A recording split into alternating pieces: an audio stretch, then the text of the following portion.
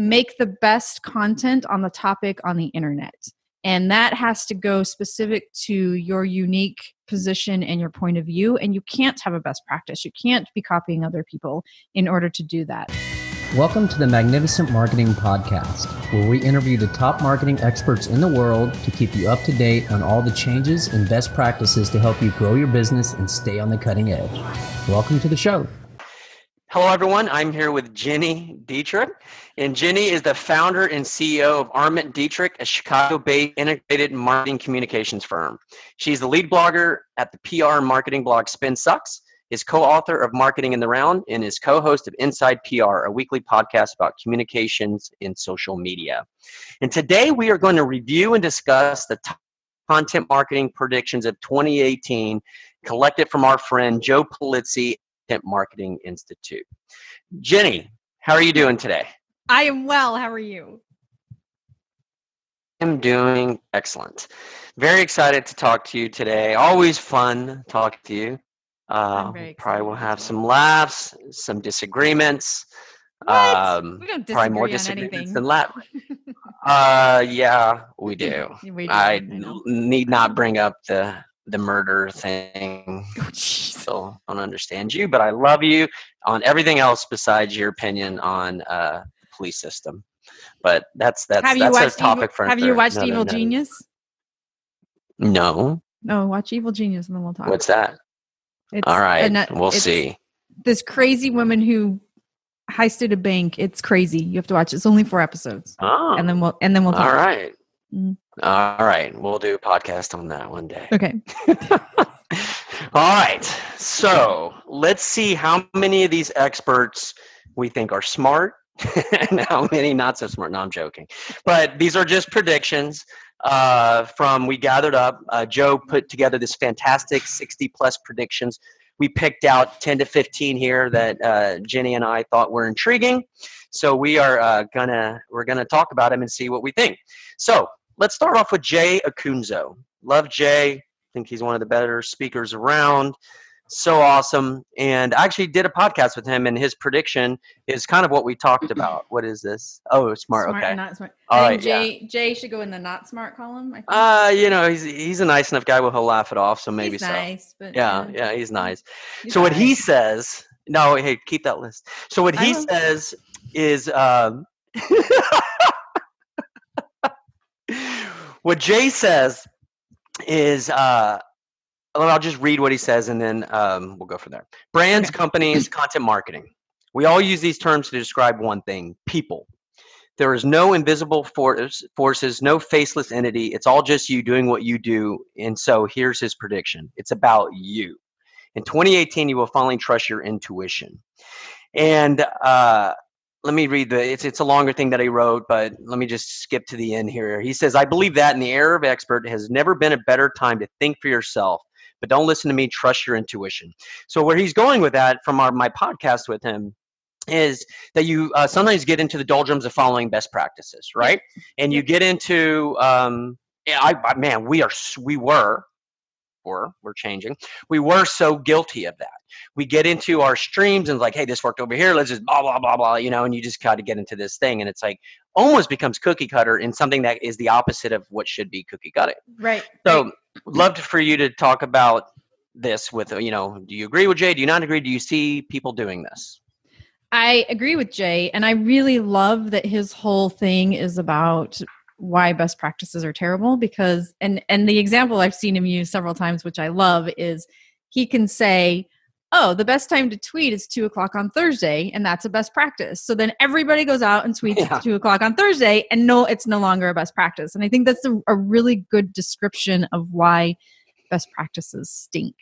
So I do agree with him, and I really like that he has predicted that we are in an age of you, because I mean, you mentioned Andy before we started recording, Andy Cristodina, our good friend who lives down the street from me, just saying.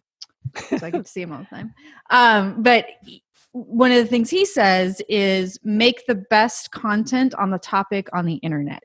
And that has to go specific to your unique position and your point of view. And you can't have a best practice. You can't be copying other people in order to do that. So I totally agree with him. What do you think?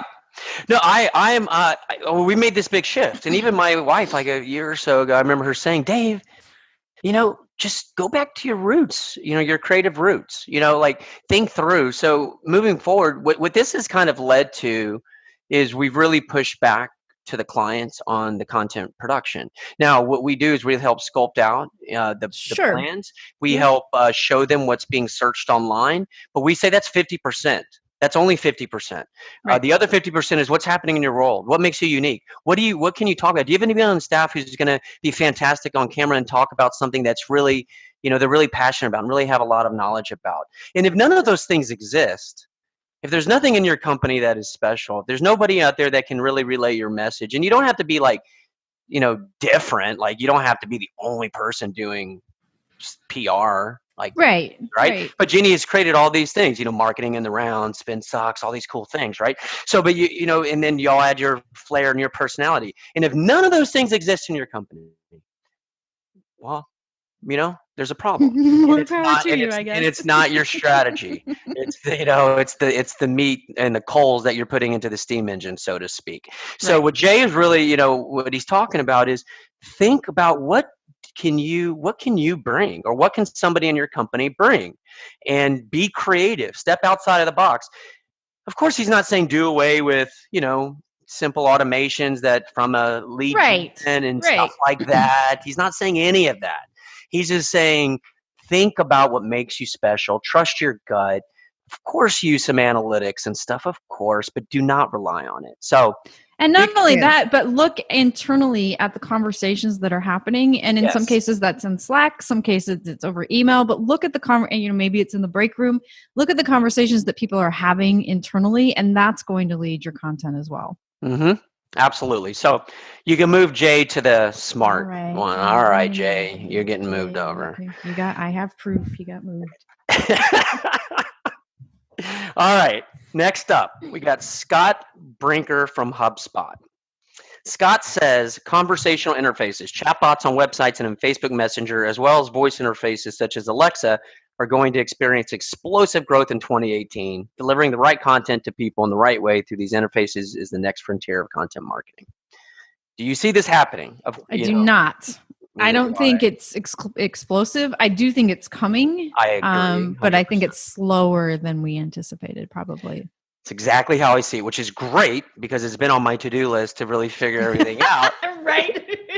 and mine. I haven't fallen behind the curve. Now we've looked into, integrating and I think, well, let's talk about this though. If you do go this direction, again, let's take Alexa and the skill set building, that's a big play. Just chatbots. I do personally feel that Facebook Messenger is where you should go. It's the lower one that you can add in. It's what people are normally used to. A lot more, functionality. Of course, there's like WhatsApp, in the overseas is huge. Right. But I personally think if you're going to move forward with this, go with the Facebook Messenger one. It seems like the most logical one right now, and it has some functionality, has AI, meaning you can, kind of create your own AI through conversations. Right. So I'm with you. I think people are doing this, but I haven't seen explosive growth just yet. Yeah. And I've seen some cool, from a consumer perspective, some cool kinds of things. Like I just bought some shoes, and it asked me at the end if I wanted the receipt and tracking information to go to Facebook Messenger. So you can click that box. So that's kind of cool. Some fashion retailers are doing contests and things in Facebook Messenger. So I'm starting to see some of that come into play, but it's definitely not having the explosive growth that we thought. Yeah. Not to say it won't, but it's not quite there yet. Yeah, and with that being said, I'm with you that don't take your eye off of this. Yeah, for sure. It's another email list of sorts. Yeah. So absolutely pay attention to it. If you have a good plan, if you have a good reason for somebody to be messaged by, like what Jeannie, see? Told you I was going to do it. Still mad at her, everyone, by the way. She didn't let me know her name was Jenny until 2.5 years after knowing her, but hey, that's her fault. So if you have a good reason, like, hey, get it for this, and then people are going to do it, and then you can message them with offers and all this other cool stuff. So Right. if you can think about it right away, we're not saying Scott's wrong and that this is something that you should be paying attention to, but we both agree that it has not had explosive growth. So do we want to have I'm putting him on okay, like a medium? Okay. I'm putting him on the side. On the side. Okay. There you All go. right, Scott, you're on the side. We're going to use this image in the blog post. All right, next up is who is this? Oh, it's our friend Jenny Dietrich here, the CEO. I don't remember what I said. So well, here we go. Jenny says, with the Facebook algorithm continuing to change and rumors swirling that you would no longer be able to link to external content, paid social media is going to have an even bigger distribution in 2018. As well, Alexa, Siri, and Cortana have created more and more voice search, which will continue to increase as we get more lazy in 2018 and beyond. This means paid search will have to be a big part of content marketing's toolbox next year. The coveted top 3 spots in search results will be the goal for just about every organization. Paid social, paid search, and paying attention to the search results, the personal assistant's return are at the top of my list. So basically you're saying you got to pay to play for sure.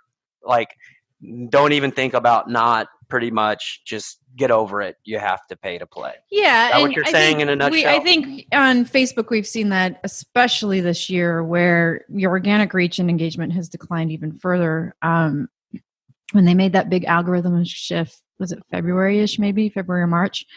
But I will tell you that one of the things they reward is engagement. And we did a test. We've done a test on Facebook. We started it like March 15th. So it's been almost 3 months.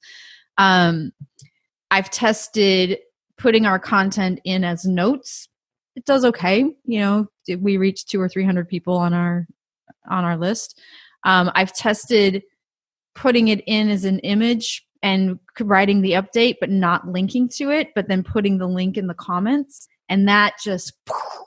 Really? Yeah, I think it's because putting the link, it's not linkable if you click on the image. Not linkable on the image or in the update, but that you have to go actually to the. What kind of comment did you make? Like, oh, by the way, I forgot to add the link. No, I just say, and here's the link, or here's more information if you're so inclined, or if you're interested, and I add the link. Interesting. Because Facebook considers that a comment, it's considered engagement, and so it's ranking that higher. Of course, video is crazy. It's all over the place, crazy explosive. So if you can use any video, crazy good engagement. Let me second that. And then I've been just doing kind of silly stuff. Like I posted the other day, people that never got to find their names on trinkets and souvenir shops because they have names like mine. And that, I think it was like 5,000 or 6,000 people. Ridiculous. Now you didn't put money. Did you put money behind that one too? No. Oh. That's all organic. And then we just started doing paid a week ago. And we really aren't seeing as much of a jump as I had thought we would because the organic is doing so well. But it's definitely all about the engagement and reach. And it's not the business pieces aren't doing as well as the kind of fun pieces are. Well, you're really kind of an outlier to have an opinion on organic reach. That's because you have such a passionate following base that you've built up over the years. So you're going to naturally do better just because of the nature of your people. But at the same time, we had gotten lazy and we were just posting, we were automating our blog posts and we were just posting stuff, and maybe once or twice a week we'd go in and ask a question that was just text-based. We've gotten lazy. So we were really only, from an organic perspective, we were only reaching 200 or 300 people at a time. And it was, and I was at this, at Social Media Marketing World, which was the end of February. Everybody was complaining about, organic reach is down, and we were at the same spot. And then I was like, okay, well, let's just test a couple of things. And sure, we absolutely have a passionate following, but from a Facebook perspective, we weren't doing any better than anybody else. Yeah, no, you can just put a little bit of money that will only show the ad to your followers. Right. You can go, obviously you want to go outside and get more people into your world, but if you have a post that's built for your community, you can put $20 behind Yeah, it. 30, if that, 40 $5. Yeah. to show it to your audience. So, but that we've seen the same thing. You absolutely have to pay to play. Make sure you do it right. Stay away from just clicking that boost button and just show it to Yep. your own fan base. Yep. Go ahead and do that. Do a CPM. Side note, CPM Yep. for fan bases, for engaged audiences. You want to show them a lot of times not pay per click because you'll get more value. Just a little side note. So, but yeah, you got to do it. And if you just want to do it on a little bit and you just want your own fans, you can absolutely do that. All right. Well, cool. I agree. Put Jenny in the smart column. Awesome. I'll let y'all do it. Yes. Speaking of social media marketing world, Michael Stelzner here is next. Or he's Social Media Examiner. It's Social Media Marketing World. That's Social Media Examiner, right? Yeah. So Facebook will become a major player in video, and other businesses will jump in. Facebook will become a major competition to YouTube. He goes on to say a whole bunch of stuff, but it's basically about video. I'll let you take it, and I'll see if I mean, we've talked about it. Video. Yeah. Video. Yes. Video. Yes. We don't need to spend too much time here, except to say that Michael Stelzner is right on spot. You must be doing video. It gets you so much. You can build up such an engaged audience for very low cost. Facebook loves video. They're encouraging it. So I guess that's why they're asking to spend less. And again, you don't have to just do a 3-second view and you can set your parameters to 5, 10, 15, 20, 30 seconds so that you're only, building audiences of fairly engaged people, and you're still doing it for a lot less money. I just cannot emphasize that. If you can even do Facebook Lives, go for that. Yep. But absolutely, positively incorporate video. And even if you don't have a video component on camera, if you have a blog post, there's tools out there that you can have just the text, kind of into video format. Lumen 5 does that. There you go. For you. Yep. Yeah. So do it. Turn your blog articles into videos. I will add to that. You want to upload the raw video. Don't do a link from Wistia or YouTube or Vimeo. You want to make sure that you're uploading the actual video file. Okay. I'll ask if our team is doing that. Why is that? It just gets better. Because YouTube is not owned by Facebook, right? So you're driving people back to Facebook or back to YouTube, so you're driving them off. So when you do the raw video, it does significantly better. Could you do the raw video and then hyperlink it to the YouTube video or the blog page? I guess, right? I guess you could. Regardless, we'll move on. You could. I don't think you're going to have as much organic. Great point.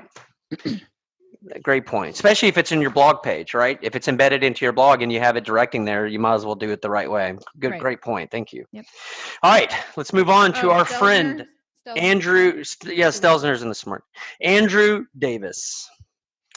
Andrew says, brand marketers will make the transition from creating branded content to building content brands. The most successful marketers will make an appointment with their audience, develop a format for their content, attach talent to their content, and most importantly, create a hook.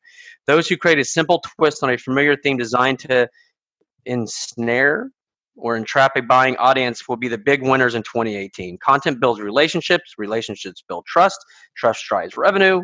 Build a buying audience, and Russ will take care of itself. I mean, hard to disagree with that, but see if you can. No, I don't disagree with it. And he is definitely living what he has recommended or what his trend is, because he's done what's his new video series called? Does he have a newer one? It was the one where it's pretty cool. The Loyalty Loop. I can't think of it right now. But he does these things all. And he's been doing it all year, and he's on location, different places, and he'll talk to, if he's traveling, he'll talk to experts that are in that city or wherever he happens to be. And he has definitely hired talent. It's professionally produced. He's the on camera, but he has back end talent doing the things that need to be done. So he's definitely living that. I'm not seeing Marcus Sheridan's another one that's doing that, but I'm not seeing a big, huge spike in brands doing it, where they're hiring talent and being specific to professionally produced content from that perspective. Well, Yes, but I'm not sure Andrew is necessarily only saying professionally produced, because I don't want to even get that notion in people's heads that it has to be that way, because that's going to Right. discourage them from doing it. Yeah, and you don't want to do that.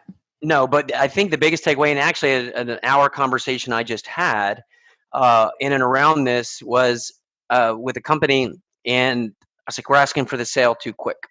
We can't just go for there. We got to just get the low barrier of entry and then just serve that audience. Serve them, serve them, serve them. And I remember I actually referenced a podcast interview I did with Joe Polizzi, who put all this together here.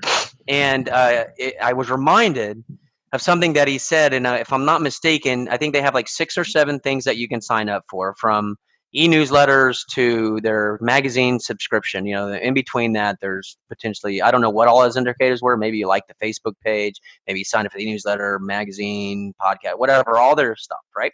He says if people sign up for 3 of those, that's the ones who buy. So they don't look at anything else except for signing people up. They just do that because they know. Now, of course, they've found that out, and you need to find that out. And it might not be 7 entities that you need to do, but you might need to sign up. Well, if we just get them to sign up for our membership or our newsletter, those people converted this amount, or those about 1 out of 10 or 2 out of 10 or 3 out of 10 will buy from us. So then you just start tracking, okay, how much does it cost to get me 10 people? And then that's how you go about it. And that's what Andrew's saying, if I'm not mistaken, is really just get people into your world. Let me read his last sentence again. Trust drives revenue. Well, content builds relationships. Relationships build trust. Trust drives revenue. Build a buying audience, and the rest will take care of itself. They're not saying sell. They're saying build the audience. Right. So Andrew reminds us all that that's where our focus needs to be. And just talked about this for an hour a second ago. And I can't agree more. So Andrew gets into the smart group. All right. I don't know if we're going to have anyone that's not so smart. I don't think we are. All right. Next up, Stephanie Stahl. Love Stephanie. She is with UBM and now heads up general manager for the Content Marketing Institute. She is the new Joe Polizzi. So Stephanie says, I expect 2018 to bring better content to our eyes and ears instead of just bringing more content. As content marketing becomes more mature, brands, agencies, and publishers will put more effort into creating content that differentiates, stands out, and is focused on creating value for the reader. This will require more emphasis on great writing, more creative, more personal, and even more dramatic in some cases to help build loyal audiences. What are you seeing, Jenny? I am seeing that, and that people are they're doing more with content from the perspective of it's just not written. So we are seeing definitely more video, more podcasting. We're launching a podcast next week. So I'm definitely seeing more of that. But at the same time, there's also a big slog sort of in the middle there of people that are just like, this doesn't work. It hasn't worked. We're not going to do it anymore. And I think it's because, to Stephanie's point, it's not creative. It's not the best information, best content on the topic on the internet. Like it's, they're following best practices and not being unique and doing the things that are specific to them. And I think that middle group of people that are starting to shy away from content marketing, that's the reason. And it's not because it doesn't work. Or they've probably been doing it for 4 to 6 months, and it gets frustrating when you do something half-assed for a third of the time that you need to be doing it. Yep. I don't know what to and tell it's you. Not creative, and it's I love to tell this story of a client we have that sells locks and doors. I mean, can you get any more boring than that? And the content that they produce is out of this world. Talk about it. Let's show somebody locks and doors. What are they doing? They started blogging, and they answer questions, which we should do, right? Everybody knows to do that. And the questions they're getting are things that the real world doesn't care about, but people in that industry, there's stuff that they really want to know about. And then they started video blogging, and it just took off. And it's same kind of thing. They're having a conversation about things that you may not know about locks and doors. Like, I can remember one specific one, and it's only because it happened to me probably, but you're not supposed to close your door with the key and then lock it. But my husband does that all the time, and the key came off in the lock. And I was like, see, if you watched Whitney's video, you would know you're not supposed to do that. So, I mean, it's just, from that perspective, it's just entertaining and it's really good content. And it's helped them generate significant leads. And you know what's really good content? Is answering these questions with somebody engaging on camera. That counts, people. That counts. You know, you don't have to be like, well, what can I talk about locks that has never ever been talked about ever? Right. Well, good luck. Good luck anybody finding that, unless you're talking about VR or AR and the very first. I mean, just you don't need to be that kind of unique. You need to be creative and engaging and still talking about the questions that people have. Like I said, content plans are morphed between analytical data, what's happening on the world, what are people literally asking for, and let's throw this to the side or table it over here. Tell me, what are people asking you? What are your unique abilities? And then you morph those. And then you add video to it. And I can't emphasize enough. And then you put some paid money behind it too. Yep. All right. Awesome. Stephanie, gold star for Stephanie. All right, gold star. And on this note, it has to be a green star because that's a green star. And on this note, Jay Baer, I think, sent out a specific email that his promise to everybody was they're going to hear from him less, and that really stood out to me. He's like, my promise is you're going to hear from me, or I'm going to produce less content, but it's going to be better and more content. So that goes right along the lines of that. Yeah. All right, let's move on to your buddy and our friend Andy Cristodina, one of my favorite people in the marketing arena. But not more favorite than me. No, about tied. What? Listen, Andy's pretty awesome, and I'm so are looking. you. Yeah, well, yes, that's not. I think Andy would agree. All right, let's see here. Andy says, I predict lower website traffic in 2018, especially from search. Google is filling search results pages with so many SERP features that around half of all the clicks are on Google products, meaning maps, images, YouTube, or their paid ads, and they're doing a better job of keeping their visitors. That means the decline in click-through rates from organic search and fewer website visits. Let's see here. I'll just keep going. Marketers will adapt by doubling down on search efforts in an attempt to get a bigger piece of a slowly shrinking pie. A few will produce better content that's better optimized for popular phases and will grow their search traffic. But many others will see organic traffic flatten out or decline. Some marketers will start buying more traffic to their content and find that ROI isn't bad. So basically, he's just saying that, your SEO efforts are going to get a little bit more difficult. What are you seeing? And with GDPR, it's even worse. I think it's worse than what we expected. And I think he'll tell you too. He has a nice little graphic that he shows people that shows when they took the cookies out that prohibited anybody from the European Union from visiting their site. So yeah, it's been pretty significant. Publishers are seeing a big decline as well. So I think that we're all trying to figure out in a GDPR / low search world. And, most search is going to voice now as well. So now you have that to contend with too. But the good news is though, and I see these things, and again, this isn't just like sunshine and rainbows and unicorn kind of attitude or optimism. But if you are on top of this stuff, all of this stuff is absolutely great opportunities, because it's not getting harder for Andy Cristodina or Dave Reimer or Jenny Dietrich. It's harder for everybody. So if you are on top of semantic searches and incorporating, user intent type of optimization, if you are following best practices, now this is where you follow best practices for SEO and interlinking and all of that and the tagging and all that good stuff. Right. And if you are producing great content and you are putting it out, and you absolutely have fantastic opportunity, especially if you're smart from the beginning and you do your proper keyword research. And not only that, but you're creating good content, because that's what trumps it all. So if you're creating great content and you know the basics of SEO, you're good. You're good. You're great, actually, because other people don't get to game the system anymore.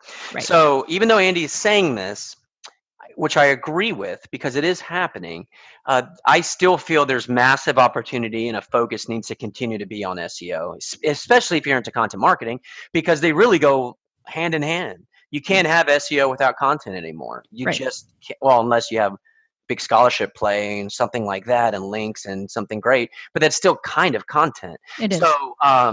So yeah, I agree with Andy, absolutely, but I do not agree that it needs, and he's not saying this, but I just reading between the lines, don't let this make you think that to take your eye off of SEO, because no, absolutely not. You can't take it off. You almost have to double down. You got to double down on it. Absolutely. So, yeah, whatever. You can do it. Put Andy where you need to put him. All right, I'm going to put him on the side with Scott. On the side, Andy. That's just because you choice. said it was a tie. Andy, I think you're a genius. He's taking the brunt because you said it was tied. All right. Sorry. That's all right. All right. Moving on. Ardith Albi. Ardith says more marketers across both B2B and B2C will begin to blend SMS texting with other channels as they strive to use data and enables personalization at scale. Conversational texting that invites two-way dialogue through a platform that integrates with your CRM, and marketing automation means we can build purposeful relationships that continuously deliver mutual value to increase visibility and responsiveness. What are your thoughts there? Yes. And like Scott Brinker's prediction, I don't think we're quite there as either. Jay Bear is a great example of when you go to a site, you can enter your phone number to have SMS updates instead of email. So you are starting to see some of it, but we're not quite there yet. People are still I think people are still trying to get their arms around what's existing and not really moving the ball forward as fast as we did in 2008, 2009 with digital. And what's apropos with your audience, sure. I think texting is, in this day and age, not to say this negatively necessarily, but it's the most intrusive thing you can do to somebody. Mm-hmm. If I get a text from somebody that I don't really know that well, it's not cool. Right, I agree. Yeah, I feel like it's intrusive. I'm like, intrusive in your personal space. Don't put me on that spot. Yeah, yeah. Give me some boundaries here. Yep. Now, if it's somebody I know and is past a new person I just met, like a good acquaintance or friend, well, yeah, absolutely, sure. Right. It's better. It's the best way to communicate. Don't get me wrong. Right. But right. So there's that. But do we want brands texting us? We want brands texting us. Right. So, yeah, as much as I love Ardith, I don't see this having taken off just yet. You can put it where you want. I think it will. Oh my God, yes, you got to keep your eye, just like we were saying about the messenger. We're not saying any of that. We're simply saying, has it taken off yet? And I do think some more data needs to come out, or more use cases of how this being fantastic.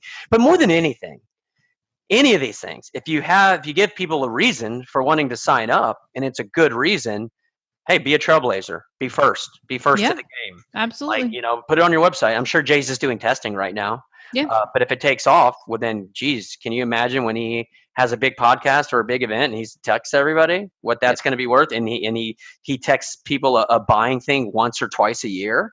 Yeah. Not only that, but I've seen it work really well at events where you'll sign up for the event and then they'll say, okay, be here at this time for this opening reception, and it works really well from an event perspective too. Yeah. No, absolutely. No, I mean, again, but Jenny and I are saying, fantastic, go for it. Figure it out. We haven't seen a lot of people doing it, but go for it. Absolutely. Yep. Absolutely. Yes. All right. Michael Brenner. Michael says, 2018 will be the year marketing sees that our greatest source of content and power of distribution lies with our employees. The most authentic and engaging content will come from the experts inside their own companies, sharing what they know and what they love. HR is the new marketing. I think you already know what I have to say about that. We talked about it. I mean, they are your best ambassadors, and they're the most knowledgeable.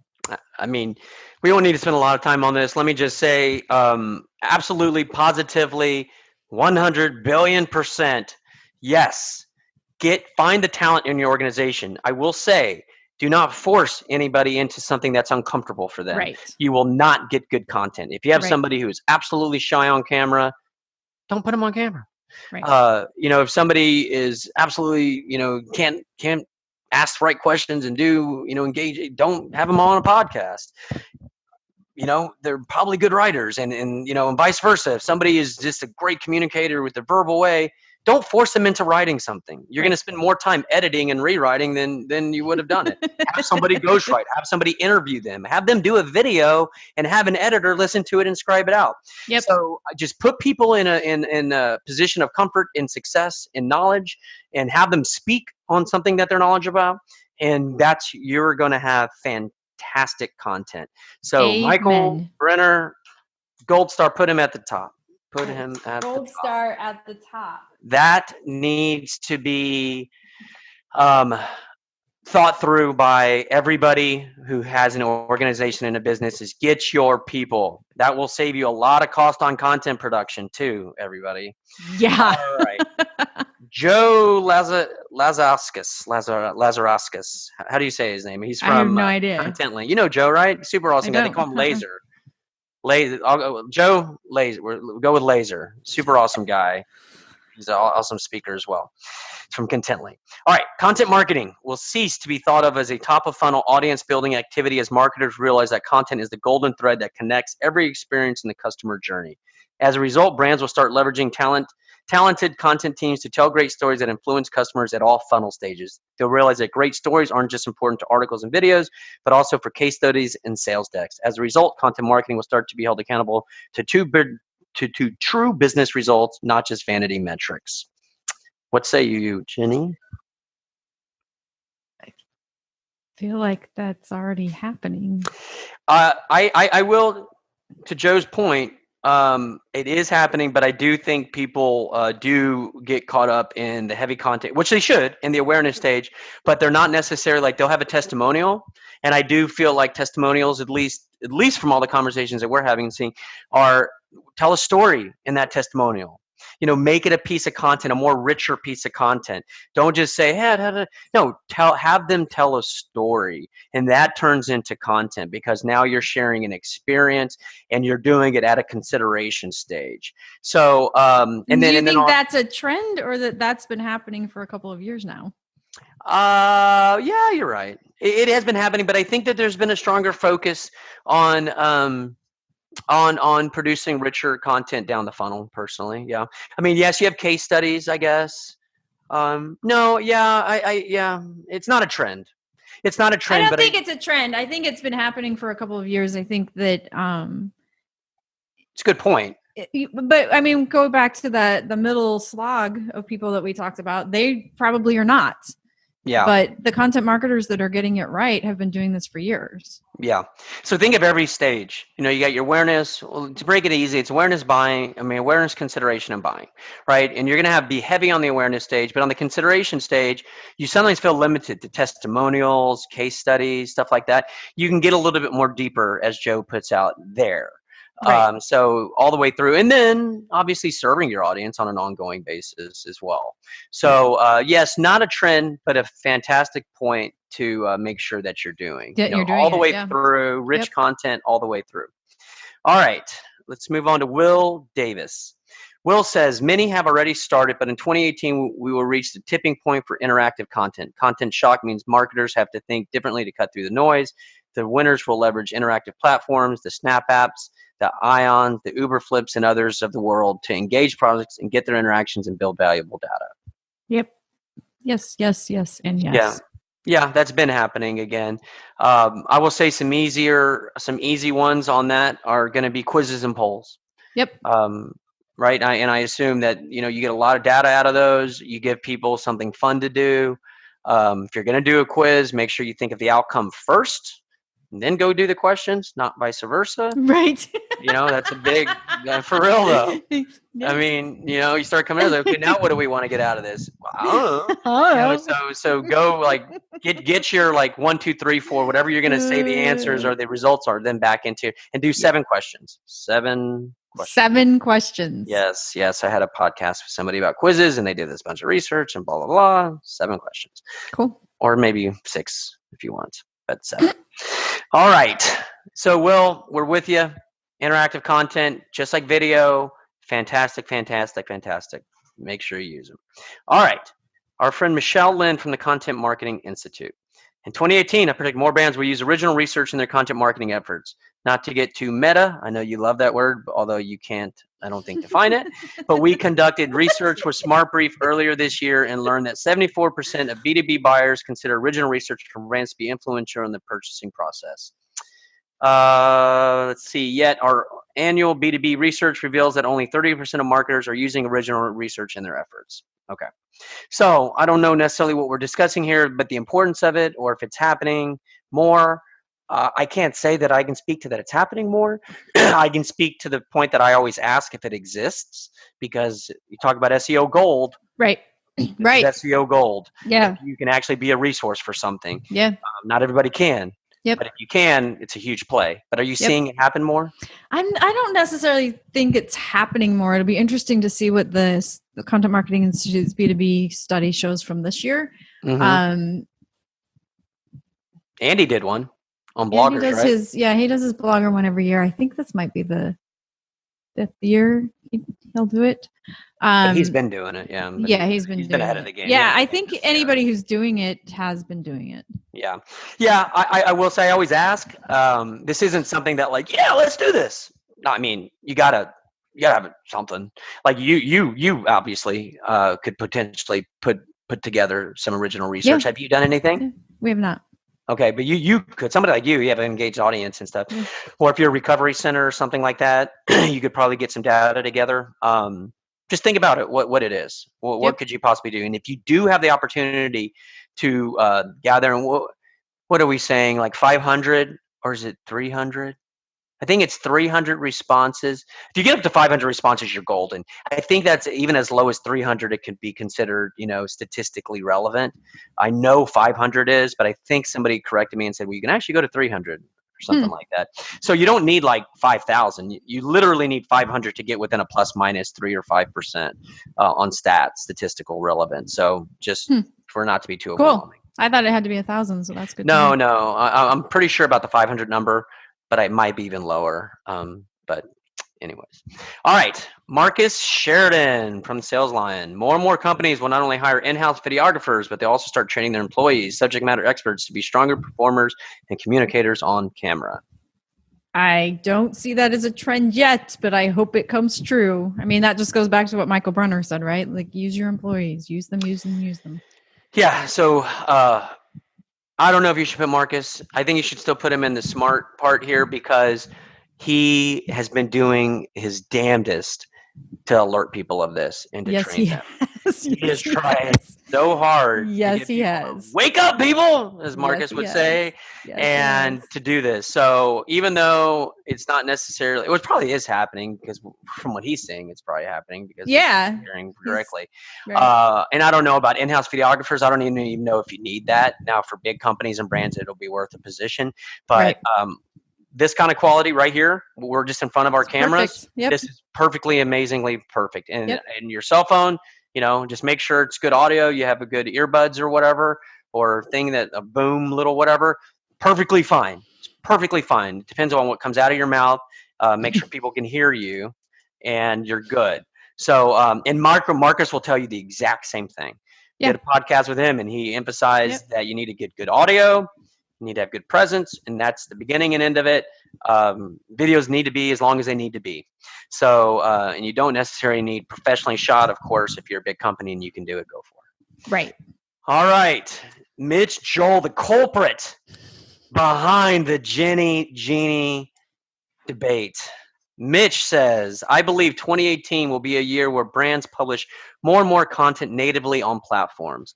I've been seeing this trend, hub plus hub versus hub plus spoke, for some time, but it's becoming more and more apparent that brands will be publishing less and less content on their own platforms, or using their platforms more like archives. I don't know. Really want to see that happen. It won't. I thought if I'm mistaken, I brought this question up because I wanted to get your take on it. I mean, weren't we all going away from the Facebook articles, or was that what they were called? Instant articles? Yeah, instant articles. That fell flat on its face. It did fall flat on its face. And I think we're all kind of in the point right now, especially with the algorithmic changes at Facebook earlier this year, where people are like, wait a second, we can't have content on a place we don't own. I mean, Joe Pulizzi would, to do that is not a good idea at all. I think What is he saying? Because he's I think a genius. from Mitch's perspective, it's two things. One, he has started blogging on Medium, and it's doing I was extraordinarily about well to say for him. Medium was my one thing I was Yeah. going to bring up. And he works with gigantic brands internationally, so he may be seeing a trend at that level that the rest of us plebes are not seeing. But I would never recommend that a client or anybody do content on something they don't own. I'm with you. I was wondering what is he getting at, because this is everything we haven't thought through. Yeah. I love you, Mitch, but I would love to talk with you about this to see what you're saying, because I know you're saying something, and I would love to talk about that out with you more. Yeah, it could be that he's had such good luck on Medium. It really could be, because he's had incredible success there. Yeah, and Medium would be the one. I will say that. Let me take that out. LinkedIn Publisher is another great one. Forget what I just said. I'm sure that there's other good ones, but LinkedIn Publisher, Medium come to mind for now. All right, Jeannie. Next is Barry Feldman. And Barry's quote is, "Marketing is all about showing up where your audience is. So every brand will board the runaway train that is Instagram, as its insanely fast-growing member count surpasses 1 billion." So basically, Barry goes on to say how important Instagram is. What's your take? Yeah, I agree. And certainly with all the changes at Facebook and the Cambridge Analytica issues and the privacy issues, although Facebook owns Instagram, they've been much more transparent about how the algorithm works and the kinds of things that you can and can't do there. So I do agree with that. It's certainly a trend that caught fire a couple of years ago and continues to increase. But it's interesting because and I'll send you this link so you can include it, but earlier this week, Neiman Labs or TechCrunch, somebody wrote an article on how the algorithm works, and we all assumed that Instagram stories were giving us bigger play, and that's not the case at all.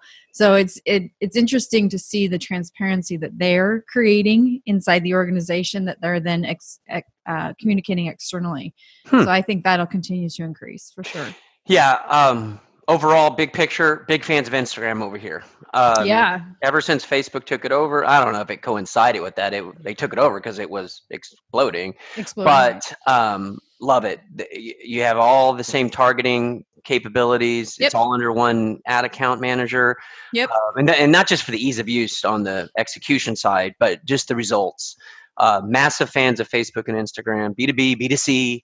Everything now, of course. Everything, yeah. Of course, yeah, and that's where people kind of lose it. They go, "Oh, isn't that just for clothing?" And no, not at all. Big fans of Instagram. Hop on it if you're not already on it. Barry, you're on the smart list. All right, we got John Wubin. Do you know how to say it? I don't. He's with Content Launch. All right, John. I don't know him. Yeah. I think I've heard his name, but yeah, I haven't met him in person. So John says virtual reality content will really ramp up with dozens of new campaigns coming from all sectors of business. VR content will also take its place in a few MarTech platforms and will be the most talked about type of content next to video by the end of 2018. No. It's a fun prediction. I mean, I agree it's coming, but I think the rate of adoption is a lot slower than we expected. Yeah, and I have not seen a real life for the masses VR play yet. It's all for conferences and individual. Potentially, it could be a B2B play where you send them the Google Glass or the Google Cardboard ones where people. Yeah. It's a big play, very smart play, very creative play, but it takes a whole bunch of execution and costs. And but yeah, I have not seen that.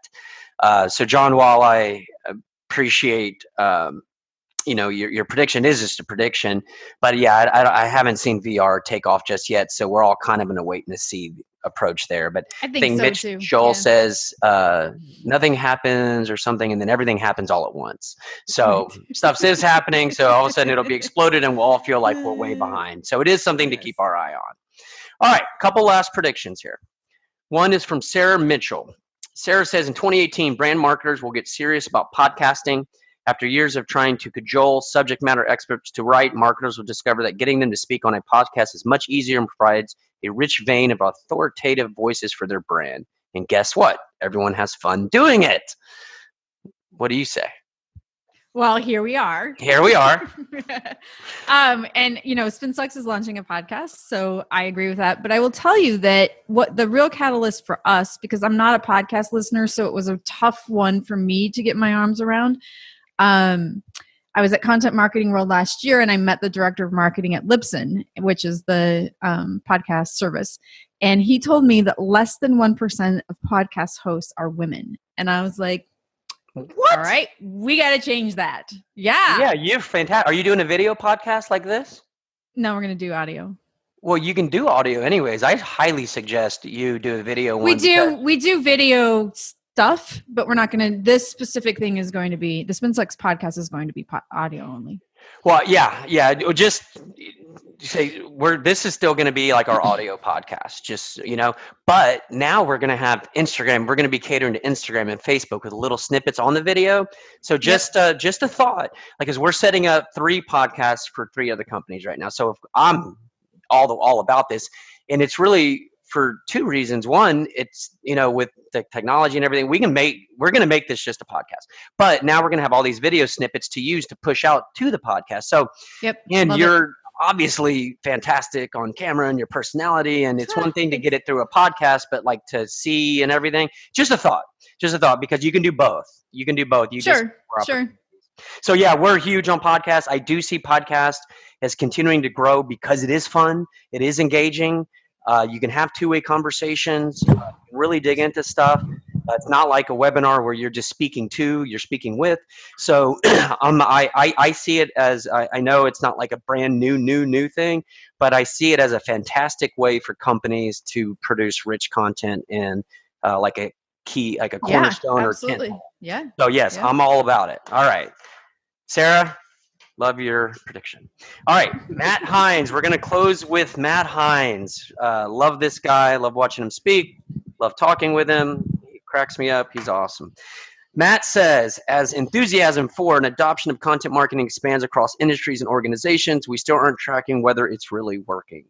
Not just based on clicks and engagement, but based on sales and revenue influence.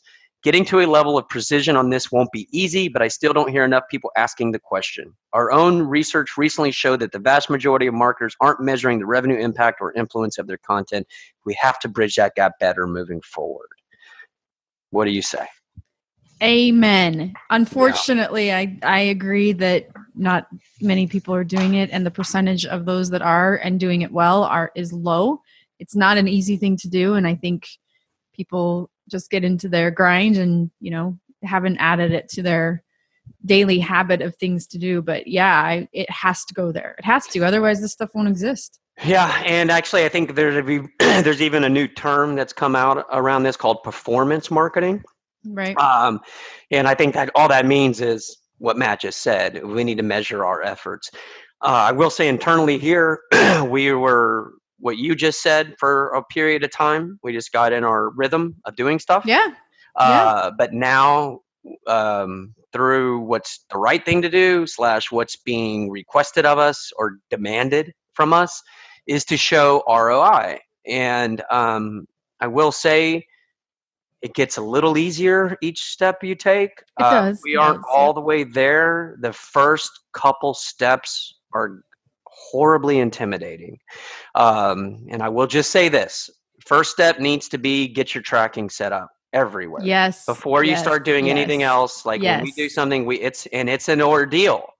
It's a big ordeal. You got to do all, not just the one thank you page on your conversion, but you got to UTM track every piece of content that you're putting out there. Yep. You have to get that set up first. Yep. Then you can start to try to figure everything else out. And we won't go into that. That's literally a 5-hour podcast all on its own. But do start to take those steps because internally, if you're reporting to somebody, it's going to be paramount. You want to keep things going. We know that content marketing takes time, but there are indicators that will show that you're moving in the right direction. And if you don't see or show those, you might cut the cord too soon. Or you might need to cut the cord after a year. You're not showing anything, right? So that concludes our wonderful talk with Jenny Dietrich. I will never get that right every time. You are getting it right, though. I'm getting there. Jenny, how can people continue to learn from you? Spinsucks.com is the best place. All right. And you have all these new cool things coming out. If you're interested in all things PR, growing communities, what else are some of your other expertise?